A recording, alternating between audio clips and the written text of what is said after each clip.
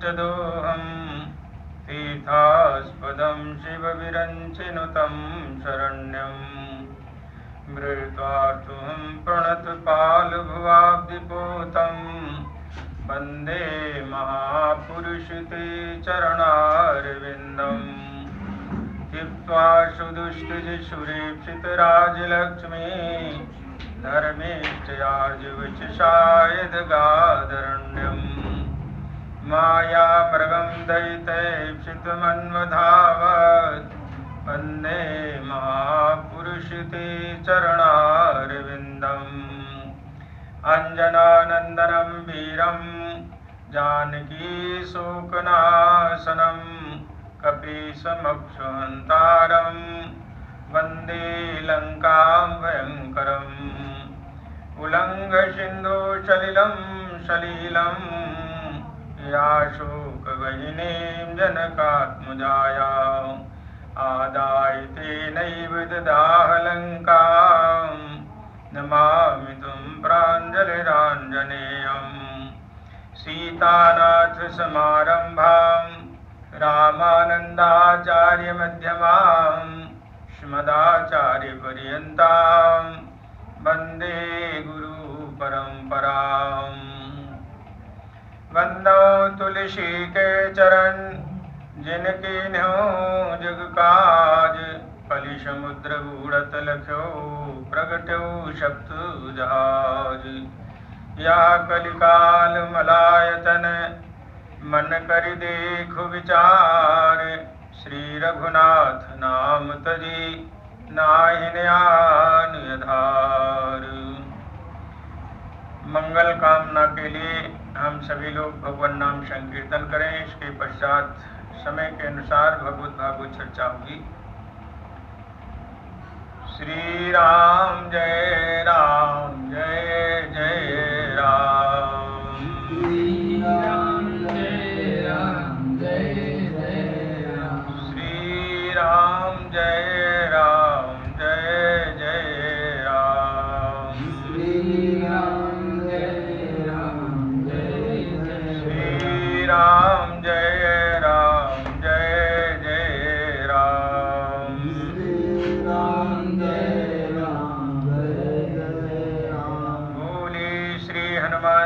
महाराज की जय। प्रातःस्मरणीय परम पूज्य पाद कलि पावन अवतार श्री गोस्वामी तुलसीदास जी महाराज, अनंत बलवंत श्री हनुमंतलाल जी, टिकैतगंज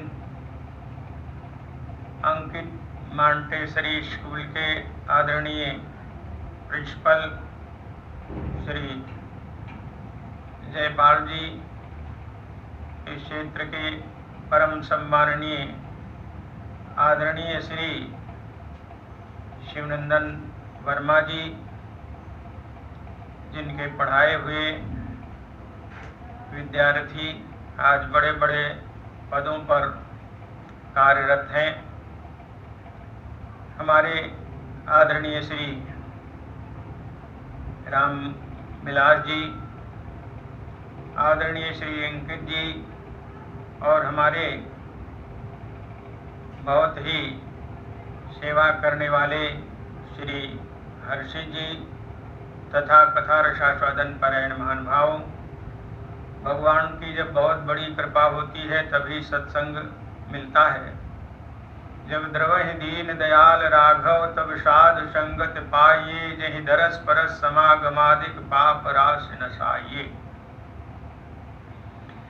रामचरितमानस के विषय में प्रायः सभी लोग जानते हैं, कैसे राम जी का अवतार हुआ, कैसे विवाह हुआ, कैसे राम जी का वनवास हुआ, किस प्रकार से लंका गए, कैसे 11,000 वर्षों तक अयोध्या जी में राज्य किया। बराबर आप सब लोग कथा सुनते रहते हैं। शायद इस प्रकार से आप ना सुने हो। हम इस प्रसंग में केवल श्री लक्ष्मण जी की चर्चा कर रहे हैं। श्री गोस्वामी तुलसीदास जी महाराज ने रामचरितमानस में जो शेषावतार श्री लक्ष्मण जी की वंदना की है। मंदो लक्ष्मण पद जल जाता, शीतल सुभग भगत सुखदाता। इस चौपाई पर चर्चा किया जा रहा था। गोस्वामी जी लक्ष्मण जी के संबंध में लिखते हैं कि बड़े शीतल हैं और शीतलता इनमें देखने को नहीं मिलती है, बहुत जल्दी उत्तेजित हो जाते हैं। परशुराम जी को डांट फटकार देते हैं, जनक जी को भी डांट देते हैं। अवसर आने पर ये किसी को नहीं छोड़ते हैं। और गोस्वामी तुलसीदास जी कहते हैं लक्ष्मण जी शीतल हैं। तो वास्तविकता यही है कि लक्ष्मण जी महाराज शीतल हैं।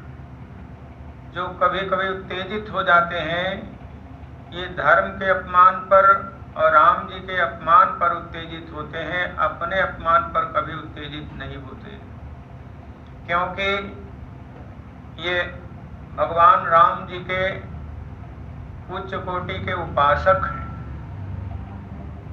उपासक इसलिए हैं क्योंकि इनकी माँ जो सुमित्रा जी हैं वो उपासिका स्वरूपा है। शास्त्र कहते हैं ज्ञान शक्तिश्च कौशल्या सुमित्रोपासनात्मका, तासाम क्रिया तु कैकेयी वेदो दशरथ नभ। महारानी श्री सुमित्रा जी उपासिका स्वरूपा है। हमारे यहाँ दो उपासनाएं हैं, एक भगवत उपासना, एक भागवत उपासना। माँ सुमित्रा ने अपने दोनों पुत्रों को एक एक उपासना में समर्पित कर दिया है। बड़े पुत्र लक्ष्मण जी को भगवत उपासना और छोटे पुत्र शत्रुघ्न जी को परम भागवत श्री भरत जी महाराज हैं उनकी सेवा में लगा दिया है। माँ सुमित्रा कैसी उपासिका हैं, इसी रामायण में वर्णन है। जब भगवान श्री राम जी का वनवास हो गया, राम जी वन जाने के लिए तैयार हुए और लक्ष्मण जी को समाचार मिला, तो लक्ष्मण जी दौड़ करके राम जी के पास में आए और प्रणाम करके भगवान के सामने हाथ जोड़ करके खड़े हो गए और बोले, भैया हम आपके बगैर, आपके वियोग में एक भी मुहूर्त जीवित नहीं रह सकते। इसकी चर्चा वाल्मीकि रामायण में वर्णन है। इसकी चर्चा गोस्वामी तुलसीदास जी महाराज ने गीतावली रामायण में की। ठाढ़े हैं लखन कमल कर जोरे, उर धक धकी न कहत कछु सकुचने, प्रभु मोहि तजत सबन तृण तोरे, कृपा सिंधु अवलोक बंधु तन प्राण कृपाण वीर सी छोरे। श्री लक्ष्मण जी कैसे खड़े हैं, जैसे कोई वीर योद्धा युद्ध भूमि में जाता है तो म्यान को तलवार को म्यान से ढीला कर लेता, आवश्यकता पड़ती है काम शुरू कर देता है। ऐसे लक्ष्मण जी अपने शरीर रूपी म्यान से प्राण रूपी तलवार को निकाल चुके हैं। राम जी निश्चित करेंगे कि इन्हें नहीं ले जाना है तो अपने प्राणों को त्याग देंगे। राम जी ने देख लिया लक्ष्मण हमारे बगैर नहीं रह सकते, इसलिए राम जी बोले माँ से जाकर के आज्ञा ले लो और चलो हमारे साथ। तात विदा मांगिए मात सो बनी है बात उपाय नयोरे, जाए चरण गही आए सु जांचो, जननी कहत बहुभांति निहोरे, सिया रघुबर सेवा सुचि हुई हो तो जानिहो सही सुत मोरे। श्री लक्ष्मण जी महाराज सुमित्रा जी के पास में गए और प्रणाम करके बोले, माँ हमें आज्ञा दो, हम प्रभु की सेवा में 14 वर्ष के लिए वनवास जा रहे हैं। माँ सुमित्रा ने कहा, बेटा तुम हमारे पास में आज्ञा लेने के लिए आए हो, ये तो आपने काम अच्छा नहीं किया। मैं तुम्हारी माँ हूं, इसका कोई प्रमाण पत्र तुम्हारे पास में है? लक्ष्मण जी ने कहा, मां, क्या पुत्र होने का प्रमाण पत्र होता है? मां ने कहा, हाँ बेटा, पुत्र होने का प्रमाण पत्र होता है, पिता होने का प्रमाण पत्र होता है, होना चाहिए। कैसे? जैसे डॉक्टर होने का प्रमाण पत्र होता है, मास्टर होने का प्रमाण पत्र होता है। यदि प्रमाण पत्र नहीं है तो कैसा डॉक्टर और कैसा मास्टर? उसी प्रकार से माता पिता और पुत्र होने का भी प्रमाण पत्र होना चाहिए। लक्ष्मण जी ने कहा, मां, आपने ही तो हमें अपने गर्भ में रख करके जन्म दिया है, लालन पालन किया है, बड़ा किया है, और आज आप प्रमाण पत्र की बात करती हैं। सुमित्रा जी ने कहा, पुत्र जन्म देने से ही कोई माता पिता और पुत्र नहीं हो जाता। वैसे तो संसार में कितने पशु पक्षी हैं, अरबों खरबों, माता पिता नित्य बनते हैं। जैसे गाय आदि का पुत्र बड़ा होने के बाद अपनी माता के साथ में ही गलत व्यवहार करने लगता है, तो क्या वो माँ हुई और वो बेटा हुआ? लक्ष्मण जी ने पूछा, मां, पुत्र होने का प्रमाण पत्र क्या है? मां ने कहा, बेटा, तुम्हारे लिए सुंदर समय ही प्रमाण पत्र के रूप में उपस्थित है। मैं तुम्हारी मां नहीं हूं। तात तुम्हारी मातु वैदेही, अपिता राम सब भांति स्नेही। अवध तहां जहां राम निवासु, ताहि दिवस जहां भानु प्रकाशु। बड़ा सुंदर उपदेश श्री सुमित्रा दी ने लक्ष्मण जी को दिया है। कहा, बेटा, पुत्रवती मां वही होती है जिस मां का बेटा भगवान का भजन करता है। जिस मां का बेटा भगवान का भजन नहीं करता, वो मां पुत्र होते हुए भी बांझ है। जननी कत बांझ भार मुई दस मास भई, किन बांझ गई किन चोय जर जाओ से जीवन जान के नाथ, जिये जग में तुमरो बिन होए। जिस माँ का बेटा भगवान का भजन नहीं करता, उस माँ को पुत्र जन्म देने का कोई लाभ नहीं मिला। माताएं 9 महीने तक गर्भ का बोझा इसलिए नहीं ढोती हैं कि हमारा बेटा भगवत विमुखी हो जाएगा, शराबी कबाबी हो जाएगा। माताएं तो 9 महीने तक गर्भ का बोझा इसलिए ढोती हैं, कहीं हमारा बेटा ध्रुव जैसा हो गया, प्रहलाद जैसा हो गया तो हमारी कोख धन्य हो जाएगी। बेटी ही हुई तो सबरी जैसी या मीरा जैसी हो गई तो हम कृतकृत्य हो जाएंगी। सुरतीय नरतीय नागतीय यश चाहत सब कोय, और गोद लिए हुलसी फिरे तुलसी सा सुत हुए। इसलिए माँ ने बड़ा सुंदर उपदेश श्री लक्ष्मण जी महाराज को दिया है। कहा, बेटा जाओ, श्री राम जी की सेवा ठीक तरह से करना। सकल प्रकार विकार बिहाई, मन क्रम बचन करे सेवकाई। और एक बड़ी सुंदर बात कही। कहा, राग रोष ईर्षा मद मोह, जन सपने हो इनके बस हो। राग उर्मिला के प्रति, रोष कैकेयी के प्रति, ईर्षा भरत के प्रति, मद अपनी सेवा का, मोह परिवार का स्वप्न में भी नहीं होना चाहिए। लक्ष्मण जी ने कहा, मां, जब तक हम जगेंगे तब तक के लिए तो हम वचन दे सकते हैं। सोते समय तो सबका मन स्वतंत्र होता है, हम सो जाते हैं, हमारा मन पता नहीं कहां चला जाता है। कभी कभी सपने में भी गड़बड़ सड़बड़ हो जाता है। आपने सुना होगा, ये गर्मी का महीना था, जेठ का महीना, शादियां खूब हो रही थी। एक महात्मा जी कहीं जा रहे थे, रास्ते में देखा किसी की शादी हो रही है, तो उसको देखे थे और देख करके गए। शाम हो गई थी, इसलिए गांव के पास में ही एक कुआं था जिसमें सुंदर जगत बंधी हुई थी, बढ़िया हवा चल रही थी, उसी पर अपना बिस्तर लगा लिए, लेट गए। उनको नींद आ गई। जब नींद आ गई तो सपना देखने लगे। सपना क्या देख रहे हैं कि हमारी भी शादी हो गई।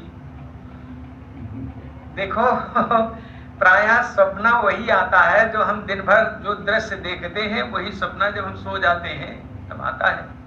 कभी कभी दूसरे जन्म का भी सपना आ जाता है, क्योंकि हम लोग 84 लाख योनि में भ्रमण करते रहते हैं ना। हम कहीं पशु की योनि में गए, कभी कीट पतंग की योनि में गए, कभी मानव की योनि में गए, कभी किसी की योनि में गए। जीव तो सदैव भ्रमण करता है ना। फिर सदा माया कर प्रेरा, काल करम स्वभाव गुण घेरा। जैसे किसी जन्म में हम पक्षी हुए हैं तो कभी कभी सपना देखते हैं तो हम लगता है हम उड़ रहे हैं आकाश में, तो वो पूर्व जन्म का सपना आ गया। कभी कभी ऐसा सपना देखते हैं कि हम भाग रहे हैं, सिंह हमारा पीछा कर रहा है और हम भाग नहीं पा रहे हैं। तो हिरण के खुर जब बढ़ जाते हैं, सिंह पीछा करता है, खुर बढ़ने के कारण वो भाग नहीं पाता है। तो कभी किसी जन्म में हम हिरण बने होंगे तो वो सपना आ गया।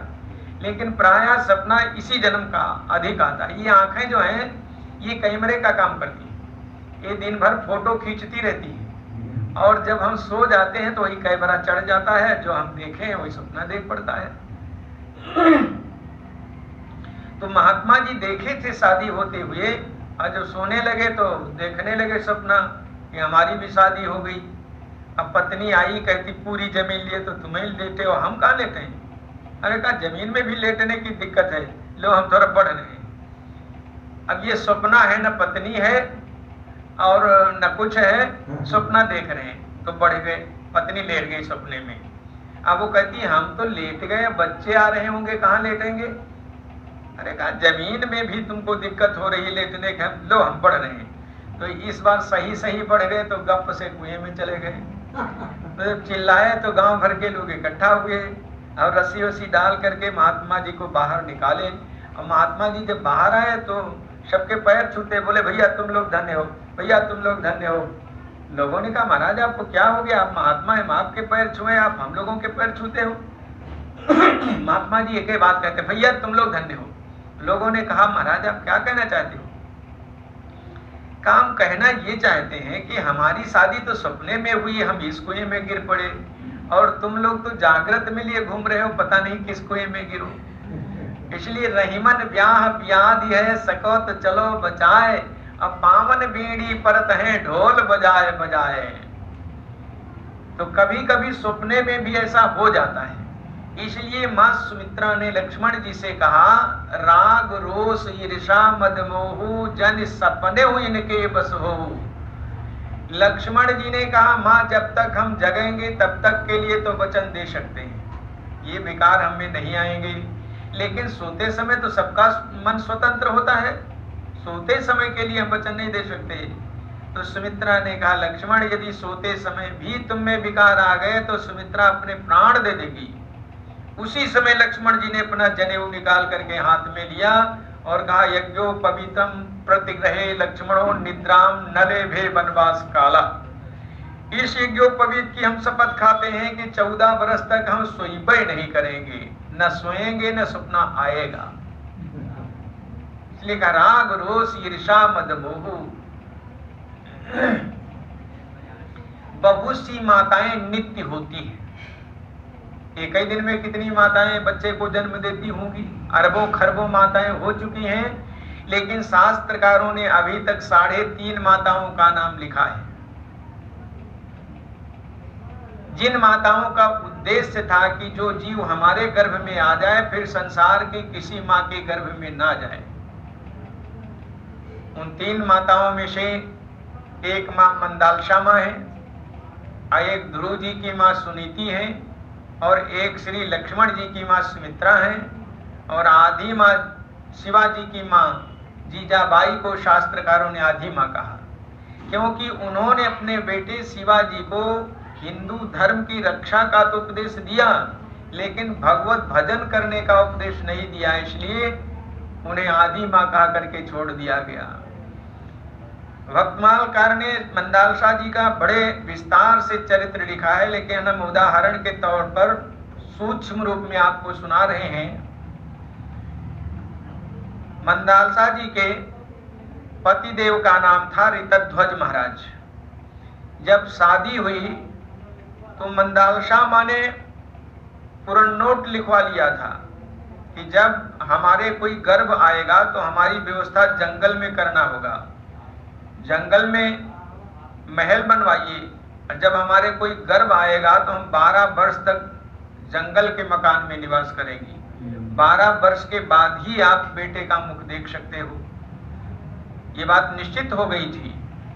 शादी हुई और जब कोई गर्भ आ जाता तो माँ जंगल वाले महल में चली जाती, और जब बच्चे का जन्म होता 12 वर्ष में तो बच्चा समझदार हो जाता है, जन्म से ही माँ सिखाने लगती कि बेटा ये संसार बंधन में पड़ गए तो फिर 84 लाख योनि में जाना होगा, इसलिए बेटा भगवान का भजन करो।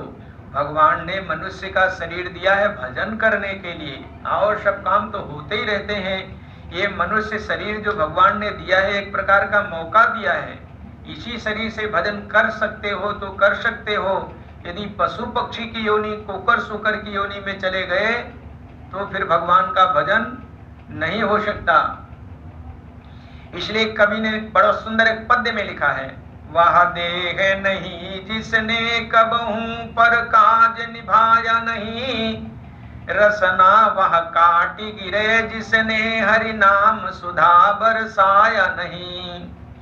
यह फाटी परे जिसने प्रभु का मनमोहन रूप बसाया नहीं, यदि पाया न रक्षित राघव को तब जीवन में कुछ पाया नहीं। ये मनुष्य का शरीर भगवान के भजन के लिए प्राप्त होता है, और इस शरीर की शोभा भगवान के भजन में ही है। बहुत बढ़िया वो खुशबूदार साबुन लगा लेने से इसकी शोभा नहीं है, सेंट लगाने से इसकी शोभा नहीं है, इत्र लगाने से इसकी शोभा नहीं है, बढ़िया माला पहन लेने से इसकी शोभा नहीं है, बढ़िया वस्त्र पहन लेने से भी इसकी शोभा नहीं है। क्या गोस्वामी जी ने लिखा है, विधु बदनी सब भांति समारी, सोहन बसन बिना बर नारी। स्त्री 16 श्रृंगार कर रखी है लेकिन शरीर पर वस्त्र नहीं है, तो उसका तो दर्शन करना भी दोष बताया गया है। बुद्धि बड़ी चतुराई बड़ी सुख सुंदरता तन में लिपटी है, नाम बड़ो धन धाम बड़ो करतूत बड़ी जग में प्रगटी है। राज सभा सम्मान बड़ो पुन इंद्र होते कछु नाही घटी है, और तुलसी एक राम स्नेह बिना मनो सुंदर नारी की नाक कटी है। तो मानव शरीर का मुख्य लक्ष्य भगवान का भजन है, इसलिए माँ बाल्यावस्था में ही सिखाती रहती है, बेटा जब गाजे बाजे बजने लगे तो भाग जाना जंगल की तरफ भगवान का भजन करने के लिए। 12 वर्ष पूरे होते महाराज ऋतध्वज बेटे का मुख देखने के लिए बड़े ललायित होकर के गाजे बाजे के साथ आते। जब बाजे बजने लगते माँ दरवाजा खोल देती, बेटा भाग भाग भाग, फंसाने वाले लोग आ रहे हैं। 3 बच्चों को भगा दिया था। अंतिम में जब अलर्क नाम का बालक गर्भ में आया तो राजा ने निवेदन किया, महारानी जी किसी को जल देने लायक तो परिवार में रखोगी, नहीं तो आगे परंपरा कौन चलाएगा। निवेदन किया तो उसको जंगल में नहीं भेजा था, लेकिन उसके हाथ में एक ताबीज बना करके बांध दिया था और कहा था, बेटा जब कोई बहुत बड़ा संकट आए तो इसको खोल करके देखना। और जो जंगल में बेटे गए थे उनको सिखा दिया था कि बेटा इसका भी कल्याण होना चाहिए, इसको भी ले जाना तपस्या करने के लिए। बहुत समय बीत गया। वो जब राजा हुए हैं, प्रयागराज में अरैल है, वही अलग जी की वो राजधानी है। अंत में फिर वो भाई लोग आए, समझाने लगे कि माँ बोल गई थी, वो लिख करके ताबीज में दे गई थी, शुद्धोसी बुद्धोसी निरंजनोसी संसार माया परिवर्जितोसी संसार स्वप्नम तेज मोह निद्रा मंदालसा वाक्य मुआच पुत्रम। शबाए नहीं जा रहे थे, ये तो अलग जी सबको डांट रहे, बक बक तू अपने तो लगोटी लगा लिया, हमें भी नहीं राज्यपाट करने देना चाहता है। तो वो लोग चढ़ाई किए, चारों तरफ से जब सेना से घिर गई नगरी, तब उन्होंने यंत्र देखा, माँ का स्मरण किया, फिर वो भी गए भगवान का भजन करके, उनका भी कल्याण हुआ।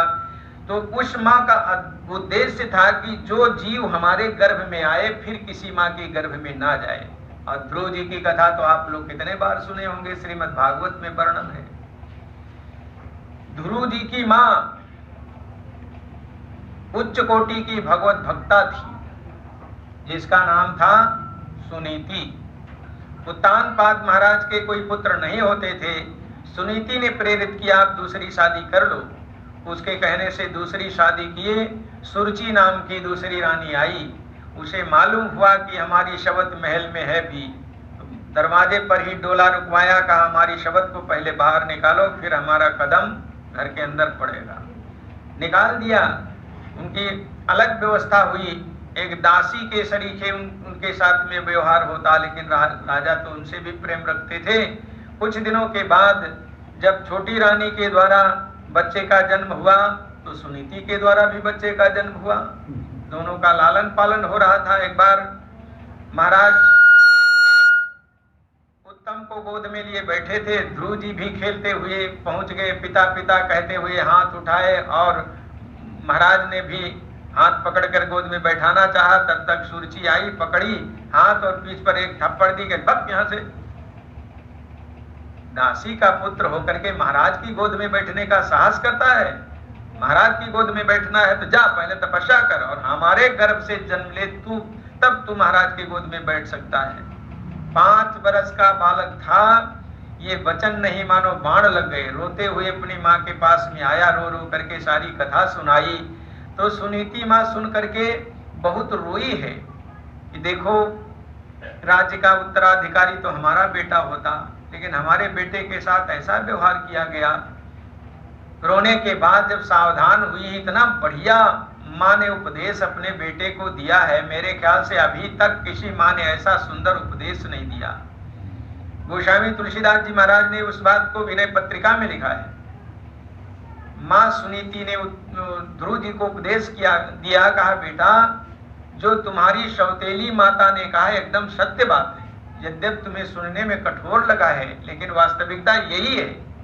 जब तक जीव भगवान की शरण में नहीं जाएगा, जब तक भगवान का भजन नहीं करेगा, तब तक उसको सुख और शांति की प्राप्ति हो ही नहीं सकती। इसलिए माँ उपदेश देते हुए कहती है, हे बेटा यह कहो सुत वेद चहूं।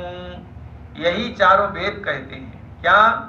श्री रघुवीर चरण चिंतन तजी, ए नाहिन ठौर कहूं। यह कहो सुत वेद चहूं। चारों वेद यही कहते हैं, भगवान का भजन छोड़ करके, भगवान का चिंतन छोड़ करके संसार में कहीं ठौर ठिकाना नहीं है। संसार के जितने साथी हैं सब यही साथ छोड़ देते हैं। भगवान ही एक ऐसे हैं, भगवान का नाम ही एक ऐसा है जो अंतिम तक साथ नहीं छोड़ता है। बिंदु जी महाराज कहते हैं, साथी हैं मित्र गंगा के जल बिंदु पान तक, अर्धांगिनी बढ़ेगी तो केवल मकान तक, परिवार के लोग चलेंगे तो श्मशान तक, बेटा अपना अधिक हक निभाएगा तो अग्निदान तक। बोले इसके तो आगे भजन ही है साथी, राम के भजन बिनु अकेला रहेगा। रे मन ये 2 दिन का मेला रहेगा, जग का झमेला रहेगा। तो माँ ने कहा चारों वेद यही कहते हैं। यह कहो सुत वेद चहूं, श्री रघुवीर चरण चिंतन तज नाहिन ठौर कहूं। जाके चरण बिरंच से सिद्धि पाई शंकर हो, और सुख सनकाद मुक्त विचरत तेव भजन करत यजहूं। और सकल सुर असुर ईश सब खाए उरग छहूं, और सुरुच कहो सोई सत्यता तेति परस बचन जब हो। तुलसीदास रघुवीर विमुख नहीं मिटे विपत्ति कब हो। यह कहो श्रुत वेद चहूं। बेटा जाओ भगवान का भजन करो। ध्रुव जी महाराज 5 बरस की अवस्था है। माँ की आज्ञा सिरोधार करके भजन करने के लिए निकल पड़े। और उत्तानपाद को जब मालूम हुआ, उत्तानपाद ने अपने मंत्री को भेजा, कहा जाओ ध्रुव को वापस लेकर के आओ। उसकी माँ को 1 सेर जौ मिलता है, आज से 2 सेर कर दिया जाएगा। मंत्री ने जाकर के कहा तो ध्रुव जी ने बड़ा सुंदर उत्तर दिया कहा जिन प्रभु कीन शेर से दूना, तिनके भवन कहो का सूना। अभी तो नगर के बाहर निकले नहीं है, अभी परिवर्तन हो गया, पदोन्नति हो गई, और जब भगवान का हम भजन कर लेंगे तब क्या होगा। जा करके आप लोग जानते होंगे, यहाँ मथुरा में जहाँ बाबा जय गुरुदेव जी का आश्रम बना है, उसके आगे ध्रुव टीला है, जहाँ पर बैठ करके ध्रुव जी ने तपस्या किया है, और 6 महीने के अंदर ही भगवान को आने के लिए विवश कर दिया।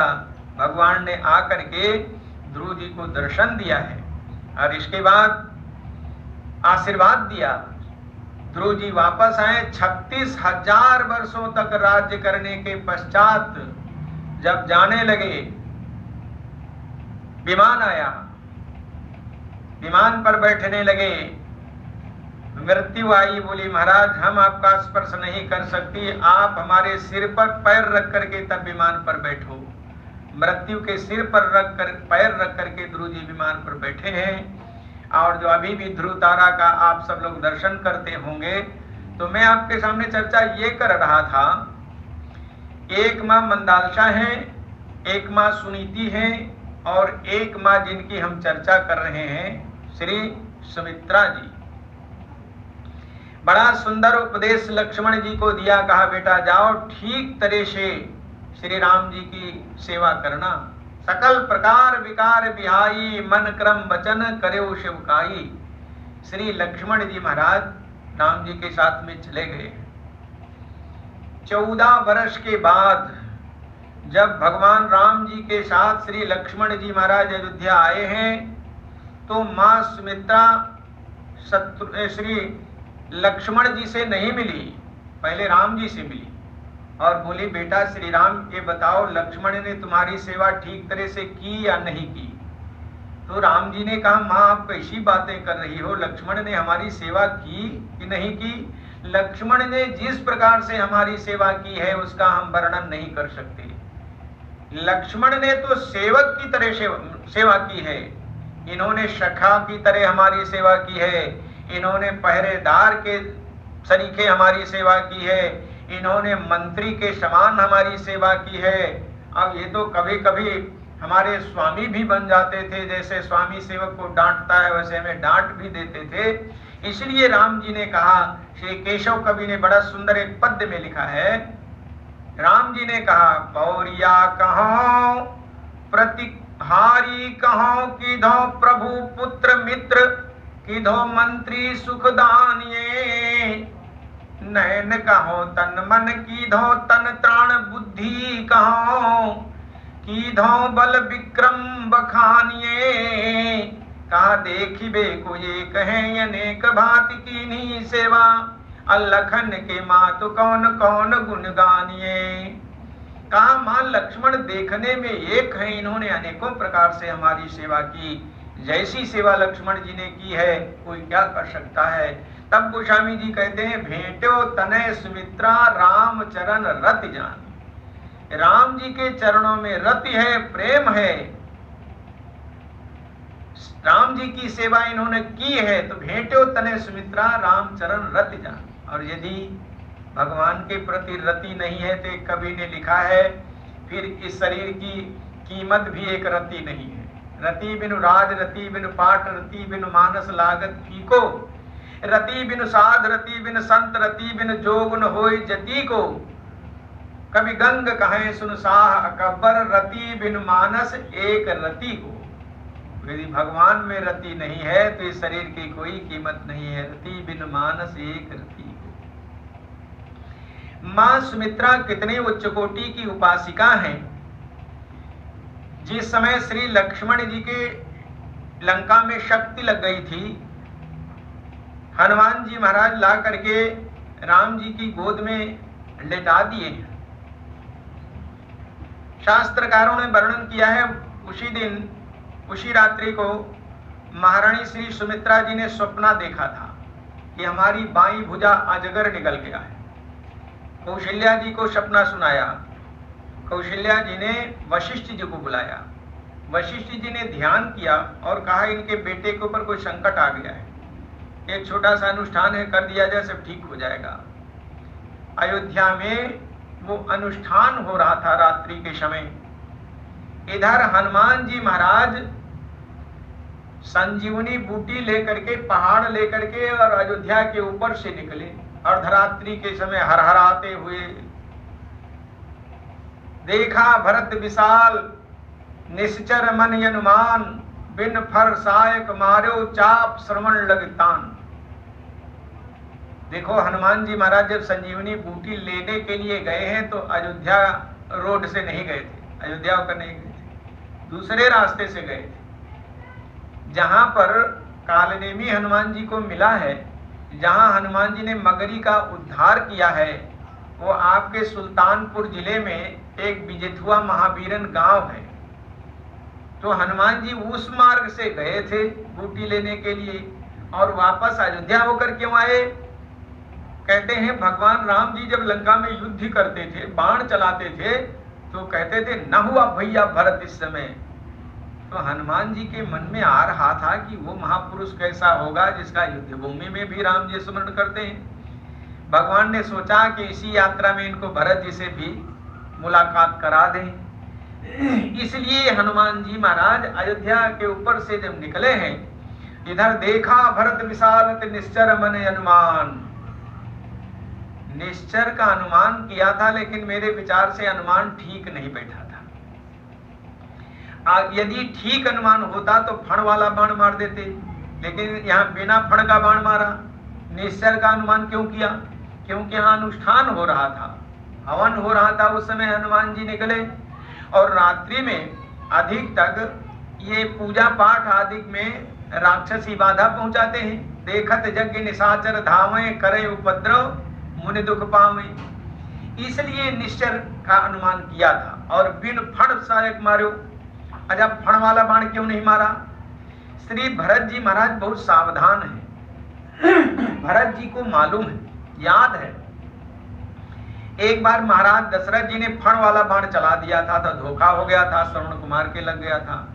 इसलिए आज भरत जी ने बिना फण का मारा। बिन फर सायक मारो चाप श्रवण लगतान। हनुमान नाटक में लिखा है मस्तक में देख करके मारा। हनुमान जी के जब बाण लगा तो परो मुरुच महिलागत सायक सुमिरत राम राम रघुनायक। राम राम कहते हुए हनुमान जी महाराज नीचे आए। भरत जी ने देखा ये कौन महापुरुष गिर पड़ा, ये तो हमारे इष्ट देव का नाम ले रहा है।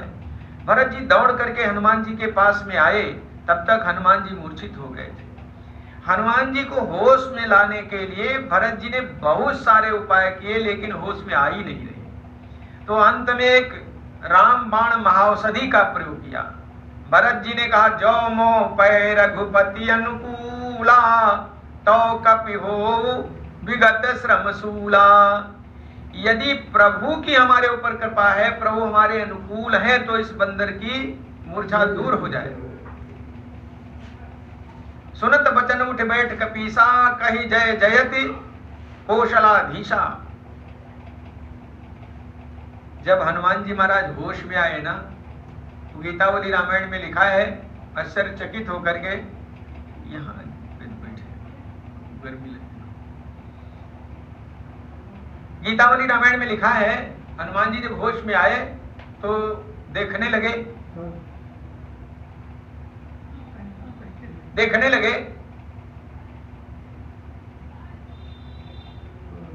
आश्चर्यचकित होकर के देखने लगे।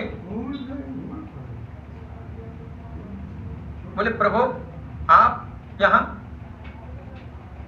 भरत जी ने विचार किया कि ये होश में तो आ गए हैं, लेकिन लगता है इनकी स्मरण शक्ति नष्ट हो गई। भरत जी ने पूछा आप क्या हमें समझ रहे हैं? हनुमान जी ने कहा हम तो यही समझ रहे हैं कि हमारे प्रभु अपनी प्रतिज्ञा को तोड़ करके हमारे प्राणों की रक्षा के लिए यहाँ आ गए।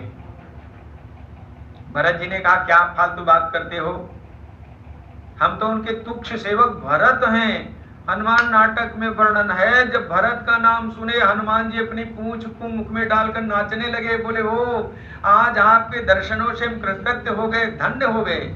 आप वही भरत जी महाराज हैं जिनका प्रभु युद्ध भूमि में स्मरण किया करते हैं। वहां हनुमान जी ने देखा, सभी लोग, महारानी कौशल्या हैं, सुमित्रा हैं, कैकेयी हैं, उर्मिला जी हैं, पूरा समाज देख रहे हैं। भरत जी ने आने का कारण पूछा, कैसे इधर आए? तो बातों के दौरान में हनुमान जी ने बताया कि लक्ष्मण जी के शक्ति लग गई है। और सुखेण वैद्य ने बताया है, सवेरा होने के पहले यदि बूटी आ गई तो लक्ष्मण के प्राण बचेंगे, अन्यथा लक्ष्मण जी के प्राण नहीं बच सकते। इस बात को सुन करके भरत जी तो दुखी हुए ही, साथ साथ सारे लोग सब रो पड़े। भरत जी कहने लगे, आह दैव मैं कत जग जायो, अप्रभु के एकौ काम न आयो। श्री हनुमान जी ने चारों तरफ देखा, सबके नेत्रों में आंसू, और एक देवी खड़ी हैं, उनके चेहरे पर मुस्कान। पूछा, देवी आप कौन है? उन्होंने कहा, आप हमें नहीं पहचानते? कहा नहीं। कहा, जिनके शक्ति लगी है हम उन्हीं की धर्म पत्नी हैं। हनुमान जी ने कहा, अरे सुखेण वैद्य ने कहा है, यदि सूर्य की एक भी किरण दिखेगी तो लक्ष्मण के प्राण नहीं बच सकते, और आपके चेहरे पर मुस्कान। उर्मिला जी ने कहा, हनुमान जी हम आपकी इस बात को नहीं मानती कि हमारे स्वामी के शरीर में शक्ति लगी है, क्योंकि हमारे स्वामी के तो रोम रोम में ठाकुर जी विराजमान हैं, शक्ति कहां से लगेगी? हमारे पास अनेकों प्रमाण हैं, जिस समय हमारे पतिदेव प्राण रहित हो जाएंगे, ये हमारे गले की माला सूख जाएगी, हमारी मांग का सिंदूर अपने आप समाप्त हो जाएगा, उड़ जाएगा, हमारे चेहरे की कांति समाप्त हो जाएगी। उर्मिला जी ने कहा,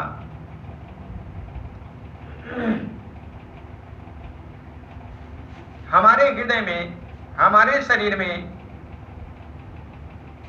जो ये माला पड़ी है, ये तो जरा सी भी मुरझाई नहीं है। उर्माल ये भी मुरझाई नहीं, अब ही सुगंधित देख उर्माई, फिर कैसे कहो विश्वास करो पति मेरे परे रण में मुरझाई।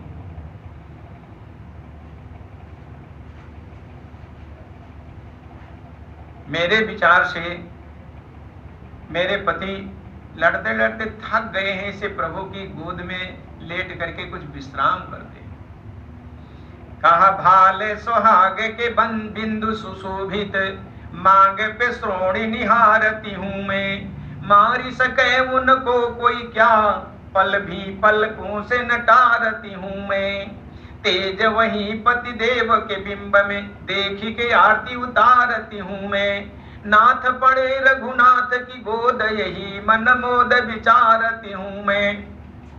धन्य है महारानी श्री उर्मिला जी। कहते हैं, भगवान राम जी के साथ जब भरत श्री लक्ष्मण जी वनवास जाने के लिए तैयार हुए, उर्मिला जी को समाचार मिला तो आरती सजा करके दरवाजे पर खड़ी हुई कि 14 वर्ष के लिए पतिदेव का वियोग हो रहा है, अंतिम आरती कर ले। लेकिन लक्ष्मण जी ने विचार किया कि पत्नी के पास में इस वक्त जाना ठीक नहीं है, क्योंकि पत्नी तो ममता की मूर्ति होती है, वो न हो वो अपना प्रभाव हमारे ऊपर डाल सकती है। ऐसा विचार करके श्री लक्ष्मण जी अपनी पत्नी के पास में गए ही नहीं। उर्मिला जी ने सोचा, चलो अभी नहीं, 14 वर्ष के बाद ही सही, 14 वर्ष के बाद तो आएंगे, तब ये आरती उतारी जाएगी। कहते हैं 14 वर्ष तक तो दरवाजे पर एक पैर से आरती लिए खड़ी रही। कहा, 14 वर्ष झरोखे लगी, मूरत चित्त ही चावती है, जे पंथ गए बन प्यारे पिया, भरी अम्बक अम्बु ही नावती है, जब आवे परिंद को वो बनते, विनती कर जोरी सुनावती है, बन देखे कहूँ तुम मेरे पिया, कहीं नयन नीर बहावती है। श्री उर्मिला जी का भी बड़ा विलक्षण चरित्र है। कुछ लोग कहते हैं गोस्वामी तुलसीदास जी महाराज ने रामायण में उर्मिला जी का चरित्र नहीं लिखा। हाँ, विवाह के समय में थोड़ा नाम जरूर ले लिया है, मांडवी श्रुत कीरत उर्मिला कुमरिलई हकारिक है, फिर विस्तृत कहीं उर्मिला जी का चरित्र नहीं है। तो गोस्वामी तुलसीदास जी महाराज राम जी का चरित्र लिख रहे हैं। अब जिसको जैसी आवश्यकता समझे वैसे उसका चरित्र लिख दिए। जिस प्रकार से महारानी श्री किशोरी जी को भगवान राम जी के साथ में जाने की अत्यंत आवश्यकता थी, उसी प्रकार से उर्मिला जी को महल में रहने की आवश्यकता थी। क्योंकि महारानी सीता जी यदि राम जी के साथ में नहीं जाती तो राम जी का उद्देश्य पूरा नहीं होता। राम जी का यहाँ इस पृथ्वी पर आने का उद्देश्य क्या था? इस पृथ्वी के भार को हल्का करना, क्योंकि राक्षस ही पृथ्वी का भार है। राक्षसों के चलने से पृथ्वी डगमगाती है। जा चलत डोलत जिम धरनी, चढ़त मत जिम जिम गज लघुतरणी। और राम जी का अवतार किस लिए हुआ है? जब जब हो धर्म कह हानि, बाढ़ई असुर अधम मानी, करई नीति जाई निवरणी, सीधई विप्र धेनु सर धरणी। तब तब प्रभु धरि विविध शरीरा, हरई कृपा निधि सज्जन पीरा। असुर मारे थापई सुरन राखई निसुर श्वेत, जग विस्तारई विशद जस राम जन्म कर हेतु। राम जी ने प्रतिज्ञा कर लिया था, निश्चरहीन करो मही भुज उठाए प्रण कीन। इस पृथ्वी को राक्षसों से रहित कर देंगे। लेकिन यदि महारानी सीता जी साथ में नहीं होती तो राम जी की प्रतिज्ञा कैसे पूरी होती? भाई राक्षसों ने, रावण ने महारानी सीता जी का हरण किया। इसके बाद भगवान राम ने लंका पर चढ़ाई किया, सारे राक्षस मारे गए। तो यदि महारानी सीता जी नहीं जाती तो राम जी के अवतार का उद्देश्य पूरा नहीं होता। महारानी किशोरी जी को, सीता जी को राम जी के साथ में जाने की अत्यंत आवश्यकता थी। उसी प्रकार से उर्मिला जी को महल में रहने की आवश्यकता थी। क्यों? क्योंकि मेघनाद ने तपस्या करके ब्रह्मा जी से वरदान प्राप्त कर लिया है कि हमें वही मार सकता है जो 14 बरस तक अखंड ब्रह्मचर्य का पालन करे और 14 बरस तक अन्न नहीं ग्रहण करे, पृथ्वी पर शयन करे, वही मुझे मार सकता है। और यदि उर्मिला जी को साथ में लक्ष्मण जी ले गए होते तो ये सारे कार्य कैसे संपन्न होते? और सीधी सी बात यह है कि सेवक के साथ में सेवक शोभा नहीं देता। जैसे आप आए हैं हमारी सेवा करने के लिए और अपनी सेवा करने के एक सेवक अपने साथ में लाए हैं तो जरा शोभा नहीं देता। तो मैं चर्चा कर रहा था, वहां श्री हनुमान जी ने सबको देखा। जब श्री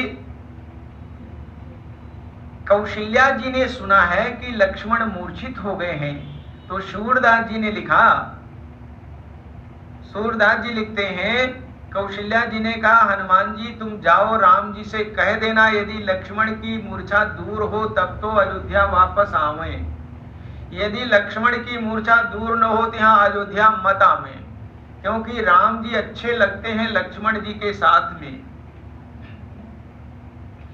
बिनती जाए कहियो पवन सुत तुम रघुपति के आगे, या पुर जनिया वही लक्ष्मण बिनु जननी लाजन लागे।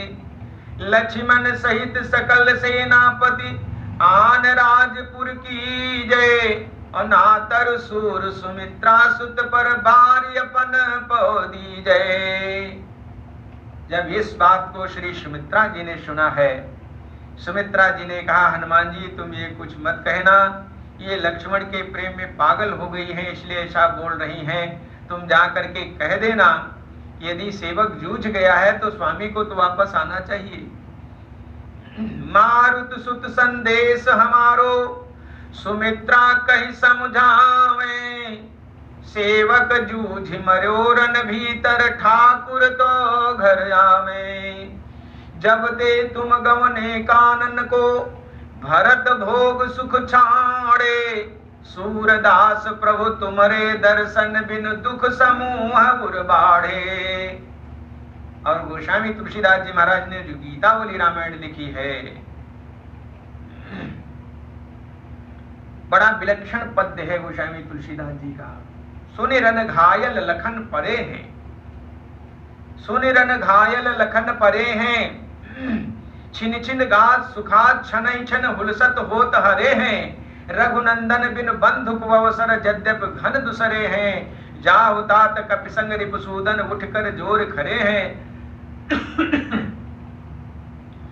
महारानी श्री सुमित्रा जी लक्ष्मण जी को मूर्छित सुनी है, बहुत प्रसन्न हुई और कहने लगी चलो हमारी आज कोख दंड हो गई, आज हमारा एक बेटा भगवान की सेवा में आ गया। शत्रुघ्न जी से बोली बेटा तुम्हारा एक भाई मूर्छित हो गया है, अब तुम भी धनुष बाण लेकर के तैयार हो जाओ। शत्रुघ्न जी धनुष बाण लेकर के तैयार हो गए। कैसी विलक्षण मां है, एक भाई मृत्यु सैया पर लेटा है और दूसरे को जलती हुई अग्नि में झोंक रही है।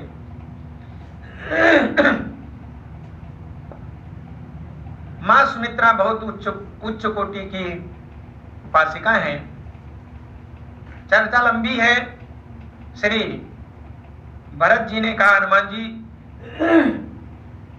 तुम जल्दी से हमारे बाण पर चढ़ जाओ, हम आपको लंका पहुंचा देते हैं। चढ़ मम सायक शैल समेता पहुंचाओ तुम्हें जहां कृपा निकेता। गीतावली रामायण में वर्णन है। तो हनुमान जी महाराज चढ़ भी गए। भरत जी ने जब खींचा प्रत्यंचा को कान तक, उसमें से अग्नि की ज्वाला निकली। हनुमान जी ने सोचा लगता है फेंक ही देगा, तो तीर ते उतरे जसु कहो चाहे गुण गणन जयो है। हनुमान जी संजीवनी बूटी लेकर के गए और सुखेन वैद्य ने उपचार किया। लक्ष्मण जी उठ करके बैठ गए। मैं आपके सामने चर्चा ये कर रहा हूं कि श्री लक्ष्मण जी महाराज बड़े शीतल हैं। गोस्वामी जी कहते हैं लक्ष्मण जी महाराज कैसे हैं, बोले बड़े शीतल हैं। शीतल शीतल क्यों नहीं होंगे, क्योंकि भगवान के भक्त हैं। अब भगवान के भक्तों के हृदय में स्वयं भगवान निवास करते हैं। जहां भगवान निवास करते हैं वहां शीतलता तो स्वाभाविक है, शीतल तो होना ही होना है। लेकिन जो कभी कभी उत्तेजित हो जाते हैं, ये सब समाज के कल्याण के लिए, धर्म की रक्षा के लिए उत्तेजित होते हैं। और महापुरुषों का क्रोध भी कल्याणकारी होता है। लक्ष्मण जी ने जिसके जिसके ऊपर क्रोध कर दिया उसका कल्याण ही हो गया।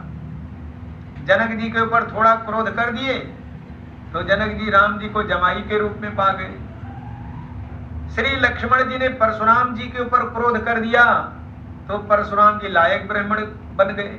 देखा है, काल कराल नपालन के धन भंग सुने फरसालिए धाये, लखन राम बिलोक सप्रेम महारिसते फिर आंख दिखाए।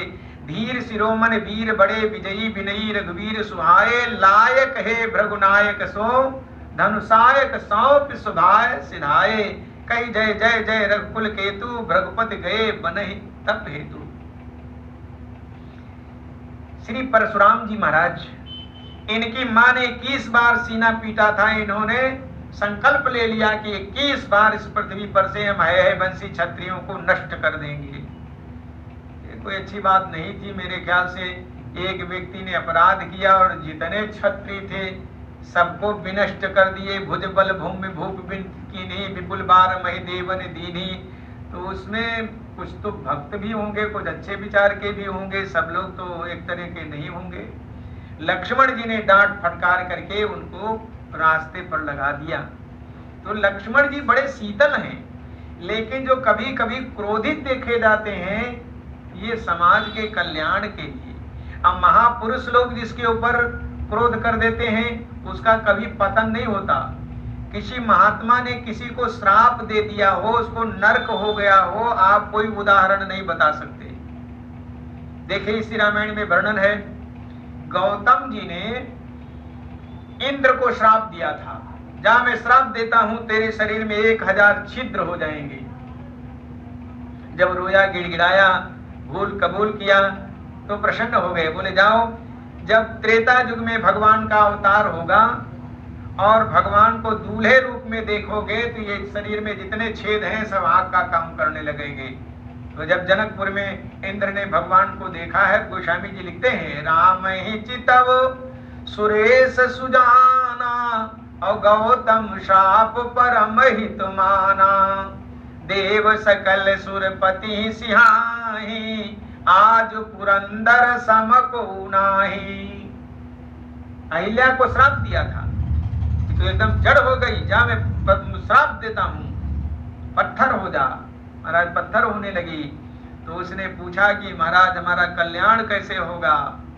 बोले जाओ, त्रेता युग में भगवान राम जी के चरणों की रज जब तुम्हारे ऊपर पड़ेगी तो तुम्हारा उद्धार हो जाएगा। विश्वामित्र जी के साथ राम जी जनकपुर जा रहे थे, मार्ग में पड़ी थी तो स्वयं राम जी ने पूछा मुनि शिला प्रभु देखी, सकल कथा मुनि कही विषय की, गौतम नार शाप वसुपल दे दर धीर, चरण कमल रज चाहत, ये कृपा करो रघुवीर। राम जी ने जो रज गिराया है त्यों ही वो उठी है, तो उसका सिर राम जी के चरण में लग गया। पर सद पद पावन शोक न सावन, प्रकट भई तप पुंज सही, देखत रघुनायक जन सुखदायक, सन्मुख होई कर जोरी रही। तो अहिल्या इस बात को नहीं मानती कि भगवान ने हमारे ऊपर रज डाला है, तो कहती है राम जी ने अपना चरण हमारे सिर पर रख दिया। जेहि पद सुर सरिता परम पुनीता, प्रगट भई शिव शीस धरी, सोई पद पंकज जेहि पूजत यज मम सिर धर्यो कृपालु हरि। राम जी ने कहा भाई हम जानबूझ के नहीं रखे थे, कह रही हैं ये हमारे सिर पर राम जी ने चरण रख दिया, तब तो अपराध हो गया। तो राम जी गोस्वामी कहते हैं, गोस्वामी जी लिखते हैं विनय पत्रिका में, दई सुगत सुन हेरि हरस यह चरण छुए को पछताऊ। उसका उद्धार किया इसकी प्रसन्नता नहीं, लेकिन जो चरण छू गया इसके लिए राम जी पश्चाताप कर रहे हैं। तो अहिल्या जी गौतम जी के श्राप को खराब नहीं मानती हैं। क्या कहती हैं? मुनि शाप जो दीना यति भल कीना, परम अनुग्रह में माना, देखो भरि लोचन हरि भव मोचन, यह लाभ शंकर जाना। वो इस बात को नहीं कहती है मुनि शाप जो दीना तो गलत काम कीना। क्या कहती है? मुनि शाप जो दीना अति भल कीना। यदि हमारे पतिदेव श्राप नहीं दिए होते तो हमको भगवान कहां से मिलते? दिया गया श्राप और उनको मिले भगवान। तो महापुरुषों का हृदय कैसा होता है? एकदम पानी के समान ठंडा होता है। कहा महापुरुष शीतल हियो, अवसर प्रगटत आग, पैता ते जग होत हित, जल जो बिजली जाग। ये बिजली कहां से पैदा होती है? जो ठंडा पानी होता है, पानी में ही गर्मी उत्पन्न करके बिजली पैदा की जाती है, जिससे सारे संसार का कल्याण होता है। ऐसे ही महापुरुषों का हृदय होता है। बहुत ठंडे होते हैं, शीतल होते हैं, लेकिन कभी कभी क्रोध कर देते हैं तो लोगों का कल्याण ही हो जाता है। आपने नलकूबर की कथा सुनी होगी, श्रीमद् भागवत में बड़े विस्तार से कथा है। देवताओं के धनाध्यक्ष नलकूबर के पुत्र, नल और कुबर कुबेर के पुत्र थे।